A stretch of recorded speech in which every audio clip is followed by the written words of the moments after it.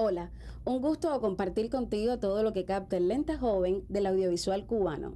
Hace casi una década, un grupo de estudiantes del Instituto Superior de Diseño Industrial ISDI concibieron la iniciativa Animia. Este fue un proyecto que entre el 2007 y 2008 devino un movimiento creativo independiente cuyas producciones marcaron una pauta importante en el audiovisual cubano. Sobre la singular apropiación que estos jóvenes diseñadores hicieron del lenguaje animado, estaremos conversando hoy. Así que sonido, cámara y acción.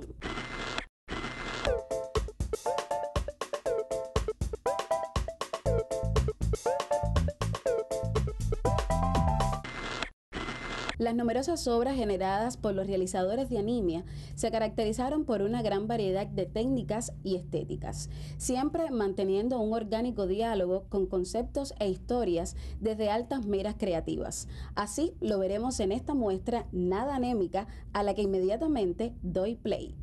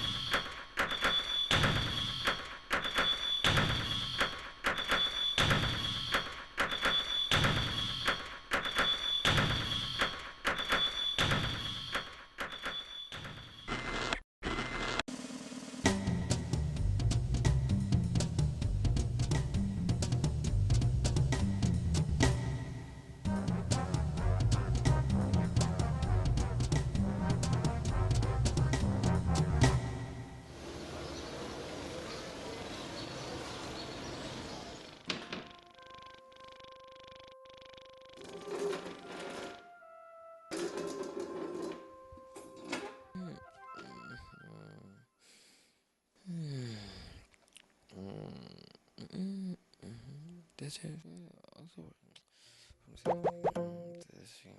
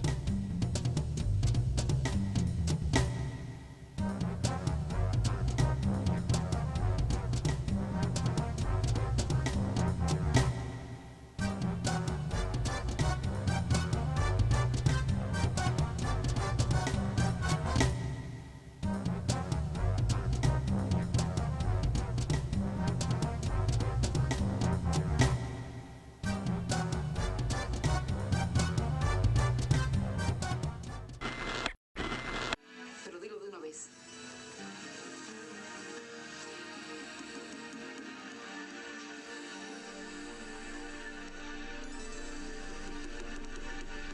Voy a sacarte de aquí, Ondina. ¿Cómo? Escúchame. No te asustes, Ondina. Nada va a cambiar entre nosotros. My stomach just turns to royal jelly. I don't suppose that ever happens to you. Presenté en pantalla todos los aspectos que la ley reconoce como...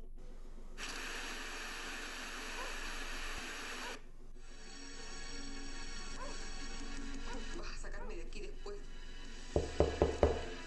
Te aprovechaste de mí. No, Ondina. No nos vamos a separar. Yo prometí que no te iba a abandonar. Y no lo voy a hacer ahora, Ondina. No lo voy a hacer ahora por nada del mundo.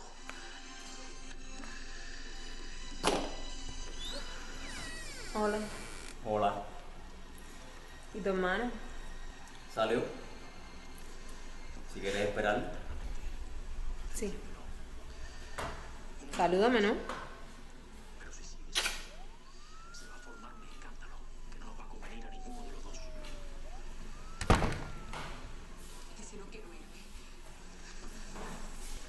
A mi casa no puedo volver. No puedo después de lo que pasó. No vas a volver, mi reina.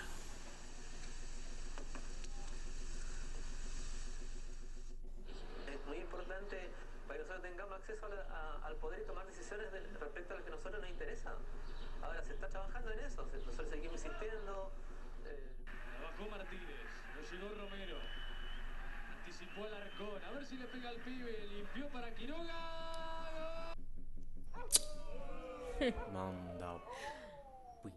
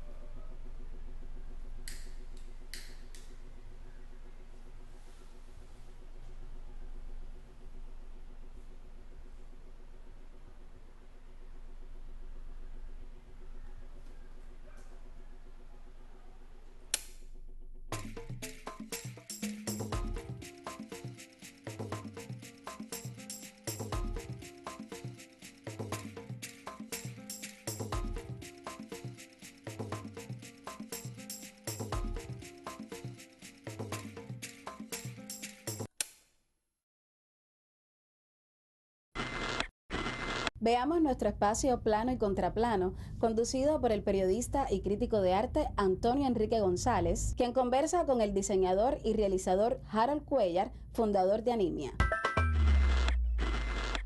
Saludos, hoy me acompaña en Plano Contraplano Harold Cuellar, bienvenido y gracias por venir, quien formó parte de este proyecto Animia, un proyecto que ya casi que cumple 10 años, desde allá por 2007, 2008 en el ISDI se gestó, pero que todavía podemos considerarlo por la lozanía, por la calidad de los más de 30, 40 materiales que salieron y que ahí están en la memoria del audiovisual cubano y de la animación cubana, y que de repente surgen de un grupo de estudiantes de diseño. Pero hasta qué punto podemos ver este movimiento, porque creo que podemos llamarlo movimiento, como un fruto de las propias inquietudes y dinámicas de la carrera, o que partieron quizás porque confluyeron una serie de personas interesadas en la animación, desvinculadas hasta cierto punto con los propios programas del ISDI.